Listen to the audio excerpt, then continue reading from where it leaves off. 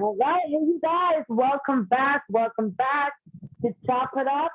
You already know we have an exciting, very exciting conversation today, and a very imperative one that we need to have because as we transition back into work culture, I really thought that this program, this episode would be really beneficial for all of us as we transition back into the work environment. So, welcome back to Top It Up. Again, you guys, we just want to thank you all so much for supporting this podcast, supporting our endeavor. It has meant so much. Thank you for engaging with us online and just loving the content. We hope that it's helping you in your career development, in your personal life. We really hope that you're able to get some type of gems from a few of these episodes that we have produced thus far. So again, welcome back to Top It Up, you guys. We have an amazing guest. Yes, I know you guys are tired of me saying that, but I mean it. We have an amazing guest today that's joining us and is going to talk about the corporate work culture and so forth. So I'm really, really excited to share this guest and the gems that he will be dropping tonight. So again, welcome back to Top It Up, guest. Are you ready? Are you ready to top it up? Oh, I'm ready. All right, you ready? Let's go. So, you guys, let me read you his bio so you guys get a little background as to we will be speaking with today. All right, so Akida is a leadership character development and relationship coach, as well as co-owner of Elite Vision Builders Business Consultants. With over 20 years of call center experience and 15 years of management experience, Akita has worked with teams of 30 employees or more than well-established companies to startups. He even became the first African American in senior leadership for one of the organizations he's a part of. He graduated from Kern University with a bachelor in communication and has also held certificates in HR management and diversity and inclusion from Cornell University. Currently, Akita advises professionals on ways to enhance their competitive edge through continued educational programs. As a Black man who has experienced disengagement, toxic cultures, and microaggressions, Akita remains passionate about educating organizations about diversity, inclusion, and engagement. He wants to see underrepresented people empowered to succeed. And I think that is so beautiful. Akita, welcome to Chop It Up. How are you tonight? Well, first, let me thank you so much, Kamisha, for having me here. I really do appreciate you taking the time out to ask little old me to come and just speak on these things. I think that's great. But I'm doing good. I'm doing good. Thank you. No, you know what? Listen, I want to thank you for even accepting our invitation because, as I said initially in our intro, that, as COVID, as we are migrating out of COVID-19 and going back into the work culture, I think it's really imperative we have these conversations. And you and I have actually spoken offline about some of the issues that I have experienced in the past as well. So I said, you know Yes. what? Why don't I right. I said, why don't I bring you on to talk to the masses? Because you know what? I believe knowledge is power, right? We can agree on that. Absolutely. Yeah. And so I think it would be wise to just have you talk about it because, now more than ever, you're hearing about toxic work culture, toxic environment. And so I wanted us to have an organic conversation. So what is toxic work culture? What are some scenarios can you provide if someone doesn't even know that they're in a position that's not healthy? Yeah, so toxic culture is really about any type of relationship that you have that is not conducive for your mental health, your showing up as your true self, or feeling, judged for the way that you are, where you come from, your background, your beliefs, all of those things. And there are certain things like microaggressions and ways that people can show different types of racial actions towards you just based off of who you are as a person.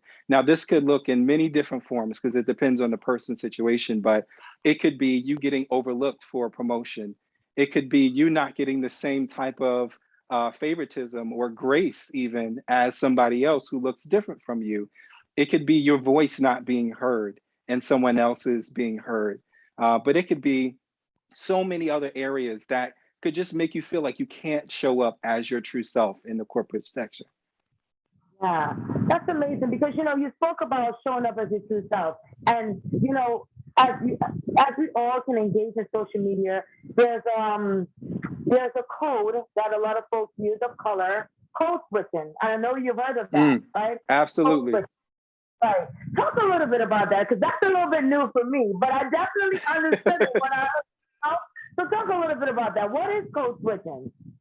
Yeah, so I mean, my brothers and sisters probably have done code switching before it became popular, right? So basically, code switching is you showing up and adapting to your environment because you started this new job or you want to make sure you get this promotion and you have to adapt and you have to really just find the niche that you're in to fit the lifestyle and fit the perception of other people, right? So that could be talking a certain way, that could be behaving a certain way that is not really who you are. And then you ever seen or heard the phrase when you take off your hat or when you clock out, you're a whole different person, That's right? right. That's code switching. Or when your boss walks in the room, or when your manager walks in a room, and then you kind of act differently, or you talk more mechanic, or those types of things. But that's code switching. And I think it's important for people to know that because these are things that has been going on for many, many years, and we're only starting to catch up to it. We're only starting to now have these difficult conversations um, where people have experienced these things all of their adult life or most of their adult life. Absolutely. And so you know what? I have worked prior to me, being an entrepreneur, I've worked in the corporate sector. And, as we were even talking prior to this episode, I experienced microaggression. I definitely experienced it and I didn't even know how to define it. But as I'm looking back in my walk in my corporate journey, I definitely my voice have not always been heard. And it has very Mm. much been minimized many times. So, what would you say? What is the best approach? Would you say, as we are all, as folks are going back into the work environment, what should we be looking for as we go back as we integrate with the workplace? What keys should we be looking for in terms of toxic work culture, and how do we best address them without being a problem or disruptor? Yeah, so I mean, first let me say that this is why, people as managers, because I've worked all the way from just a regular call center representative to someone in management to senior leadership. So I know how it is on both ends of the spectrum. But as leaders, as managers, we have such a valuable and such an important role in the trajectory of our employees' lives, right? So it's our responsibility to make sure that we're bringing engagement, making sure that we're letting our team's voices be heard, and understanding that through doing that, you actually are more innovative and more productive. You know, People think it's the reverse. Oh, just do it my way. Just do it the way that we've been doing it for years. But you don't grow that way. And that is a sure way for your business to fail and fail fast as things are Hmm, changing now. that is so Absolutely. right. Yeah. So Oh my God. as So. Yep. So as someone coming into that, it's really important in your interview stage when you are looking for a job. You want to look at the history. You want to look at the biography of this company. Where do they come from? What do they stand for? What are some of the things, HR related benefits that are associated with this? Are they giving back to the community? Are they promoting from within? Those are the questions that you want to ask when you go to these companies, and that'll let you know what type of environment you're getting into. What is their mission? What is their vision? Those types of things. You know, Akira, sometimes you're absolutely right. And let's be 100, right? Sometimes you're looking, especially with the unemployment rate as it is, sometimes you're looking for an opportunity desperately, right? And so you might see key factors in a company, like you said, research the company, and that's a given. And you see some of their principles are not in alignment with you, but you really want that managerial position or that director role. What can you do? Like when you feel like your back is against the wall, where it's like, man, listen, I know the work culture there is not the best, but I need this paycheck. Yeah, definitely. And we all get into that place, right? Where we just got to do what we got to do, right? Because you got to pay the bills. You have to pay the bills. But the funny thing about, working is that you're not stuck there. You don't have to stay there. So if you need something for right now, that's perfectly fine, you know. And this would be, a means to an end. You could be working your way up or looking for another job while you're at the place where you're not really happy. Because you working somewhere for 30 years where you're not happy is not going to be good for your mental health. It's not going to be good for your physical health, you know. So definitely, just do what you can, and you can plan for the future. Use that as a means to an end so that you do finally find the job that you're looking for. Got it. I think that's a really good advice. All right, so let's set up a scenario. Young woman, first, right out of college, working in an office, um, very competitive office, like you said. You and I do have something in common. You may not know, but I've actually worked in a call center for the beginning part of my career. So, Okay. yeah, so I am speaking fast when I set up the scenario. Yeah, exactly. You're like, this is So, this is coming from a deep place right now. absolutely. So you're working in an environment where it's very competitive. Say, for example, the sales environment, very competitive, and while you're on the call center floor, while you're in your office or whatever case, you're overhearing conversations that should not be had, inappropriate conversation that should not be had, whether it's in the call center or in the office. What can you do? And this is for man or woman. What can you do to safeguard your relationship with your colleagues, but also let management know that, hey, this is making me uncomfortable? What is the best approach? Give me some steps. Yeah, I wish there. Yeah, of course, and I wish there could be one cut way for every situation, but there isn't. It depends on a lot of things. It depends on your relationship with the person. It depends on how your HR is. Every HR department is not the same. Sadly enough, but sometimes you may have to approach different people in regards to it. you know, I definitely think that you have to say something because we have to have some sort of integrity and we have to uphold that just as people and who we are. But if you don't feel comfortable with approaching the person, then tell your manager. If you don't feel, and this is the beautiful thing about different chains of command, right? So if you don't feel comfortable with your manager, then maybe you need to tell another manager. Maybe you need to go up to the HR department. Maybe you need to, tell another representative that handles those grievances and things like that. But definitely you should say something. And you can be anonymous too. You don't have to, put your name out there. Awesome. Those are some good tips. Yeah, and that's really good that you said that. So you know what? So tell us. As you read your bio, you have 20 years of experience. What have you learned? What have been like some common things that you've learned in your experience that can help our listeners today through their career journey? So I would say from an entry level position, when you're going and starting a new job, don't be so quick to want to advance and do everything. Sometimes we want to, just make ourselves seem so valuable that, oh, I want to help out with this. I want to do that. I want to do this. Learn the job, learn what you were given, and be good at it.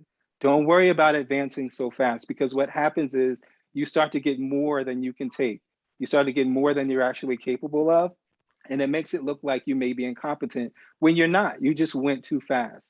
So I would say Mm, take your time, learn the job, and perfect what you do. Then once you have that down, then you look for advancement.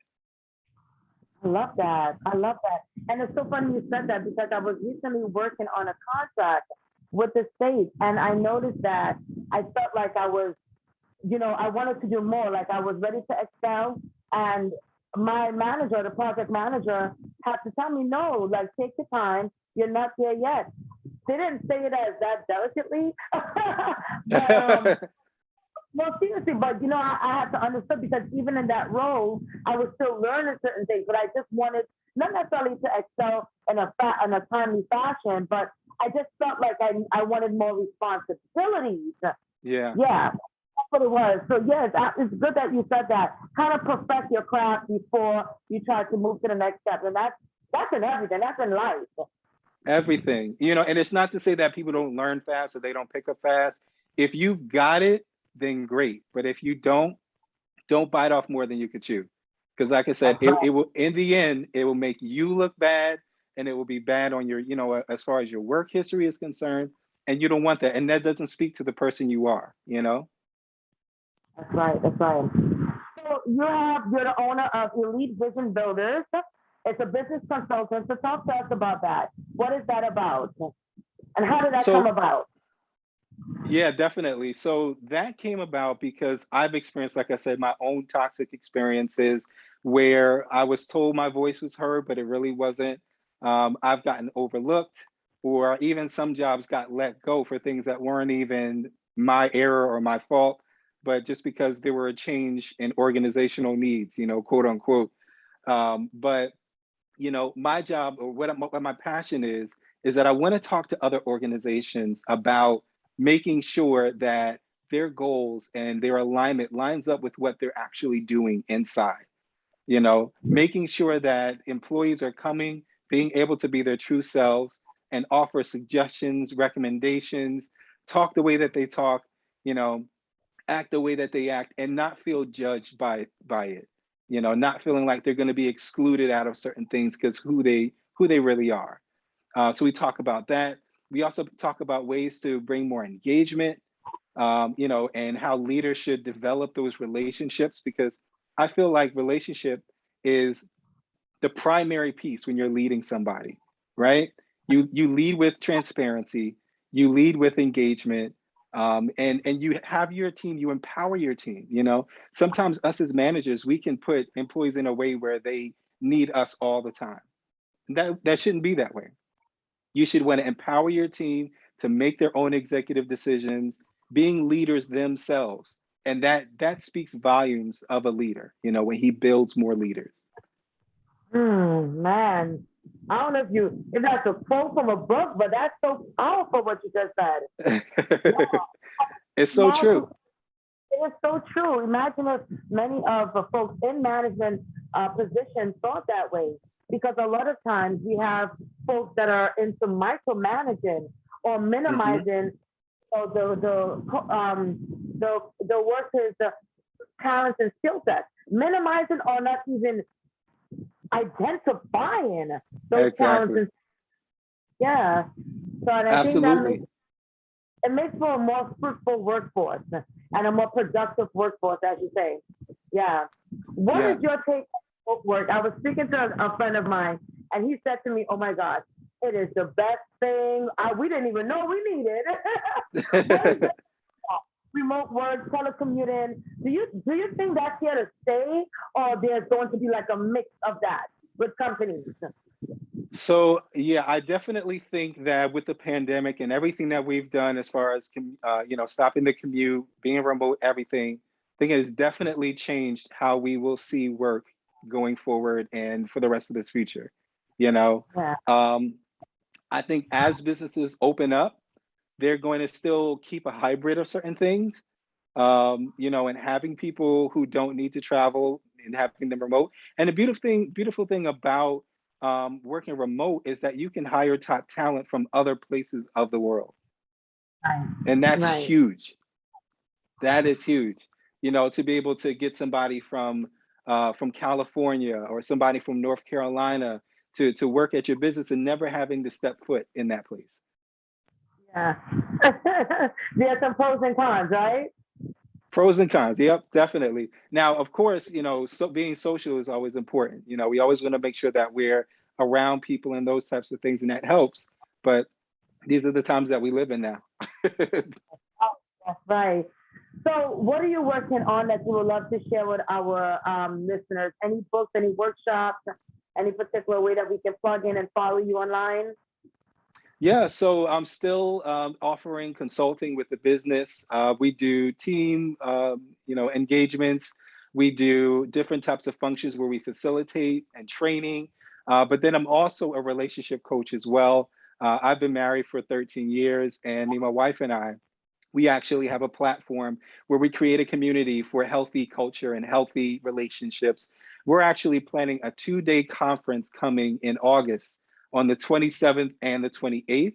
And anyone listening, if you want to have a healthier relationship, or even if you have a healthy relationship and you just want to maintain it, you can go to www.tishatalks.org/events to register. It's a 2-day event.